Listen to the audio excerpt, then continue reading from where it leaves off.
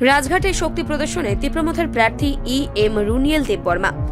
আসন্ন এডিসি নির্বাচনকে কেন্দ্র করে সোমবার রাজঘাট ভিলেজ কমিটির অধীন 1 ও 2 নম্বর পুলিশ স্টেশন এলাকায় ব্যাপক শক্তি প্রদর্শন করলেন তীব্রমথার প্রার্থী এম রুনিয়েল দেববর্মা।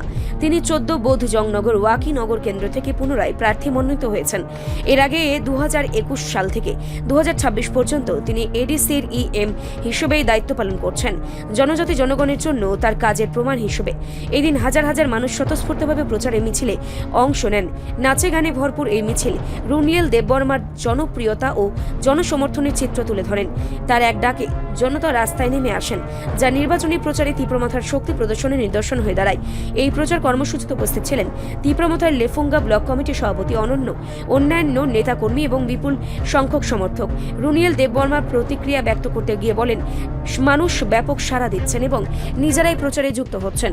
তিনি দাবি করেন, সমাজের সব অংশে মানুষের প্রস্তুত 12 এপ্রিল দলকে জয়ী করতে এবং পুনরায় এডিসিতে তীব্রমথার সরকার গড়তে। সোমবারের এই শক্তি প্রদর্শন থেকে স্পষ্ট বার্তা গেছে, তীব্রমথা জনজাতি জনগণের সমর্থনকে সামনে রেখে নির্বাচনী লড়াইয়ে নিজেদের অবস্থান দৃঢ় করছে। আজকে রাজঘাট ভিলেজ কমিটির 1 নম্বর পুলিশ সেন্টার এবং 2 নম্বর পুলিশ সেন্টারের যে গ্রামগুলি আছে, এখানে আমরা ভোট প্রচারে বের হই। এখানে জনসাড়া পাওয়া গেছে, কিন্তু সব অংশের আমাদের চিত্রসা অংশের লোকেরাই আমার তীব্রমথা পার্টিকে ভোটারকে সমর্থন করে সবাই 12 তারিখের জন্য ভোট প্রচার করছে এবং সবাই রেডি আছে 12 তারিখ যে ভোট গ্রহণের দিনে আমরা সব চিহ্নে ভোট দিয়ে ভোটারকে যেকোনো তীব্রমথা পার্টিকে ভোটার। রিপোর্ট সংবাদ প্রতীক্ষা।